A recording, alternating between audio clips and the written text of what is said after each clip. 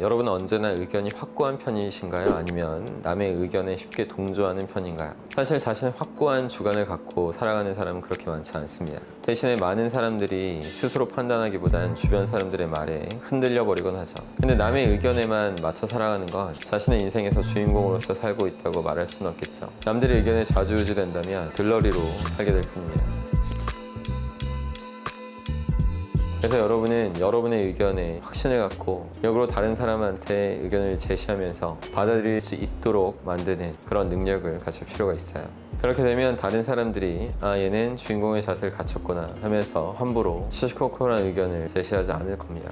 참고로 사람들이 시시콜콜한 조언을 하는 건 그 사람이 보기에 상대가 자신보다 부족한 부분이 보이니까 자신의 의견을 어필하려고 하는 거죠. 그래서 여러분의 의견에 확신을 갖추고 그러기 위해서 지식을 제대로 갖춰야 하지만 시시콜콜한 조언으로부터 벗어날 수 있게 될 겁니다.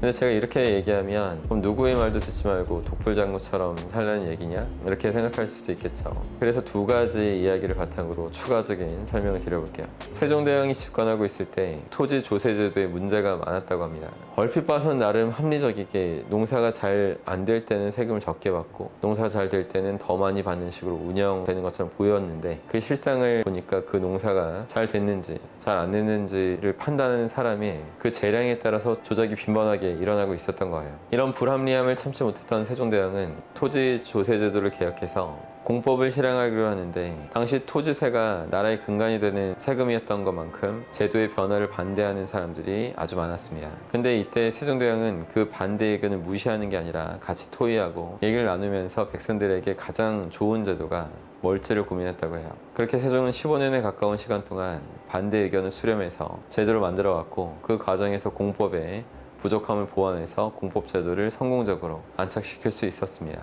그리고 또 중국 역사에서 통치술로 유명했던 당태종도 똑같이 피드백을 수용하는 걸 중요시했다고 합니다. 참고로 당태종이 집권했던 시기는 중국사의 황금시대라고도 불리면서 당시에는 거리에 물건이 떨어져도 주워가는 사람이 없었고 밤에 문을 잠그지 않아도 될 만큼 평화로운 시대였다는 말이 있는데 당태종의 통치술의 주요했던 전략 중에 하나가 직언을 하는 신하를 옆에 두는 것이었습니다.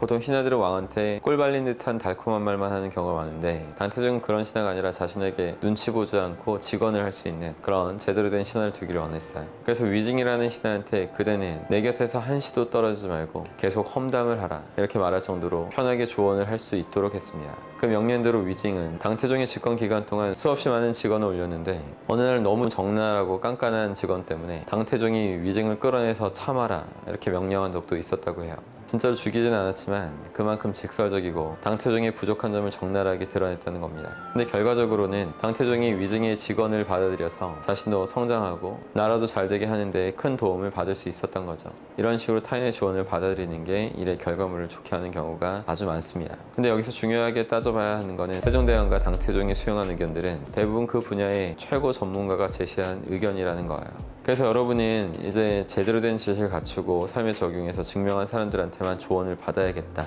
이런 생각을 하고 사시는 게 너무나 중요해요. 아까 말한 위증 같은 사람도 단순히 자신의 의견을 마음대로 얘기한 게 아니라 역사적인 사건들의 교훈을 토대로 근거 있는 의견을 제시했고 그 의견들이 대체적으로 옳았기 때문에 당태종이 위증을 계속 곁에 뒀던 겁니다.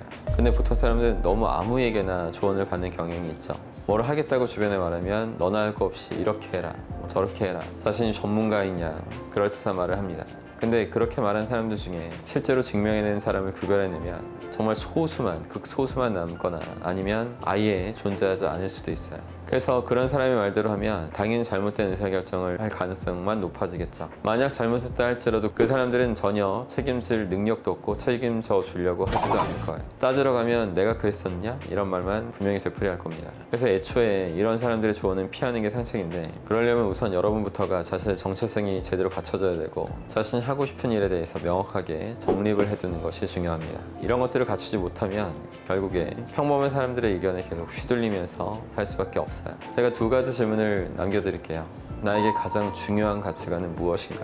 또 하나는 내가 바라는 이상적인 미래상은 무엇인가? 이 두 가지 질문에 언제나 즉각적으로 망설임 없이 대답할 수 있는 상태가 되면 그 이후로는 남의 쓸데없는 의견에 동조돼서 쓸데없이 인생을 낭비하는 일은 없게 되실 겁니다.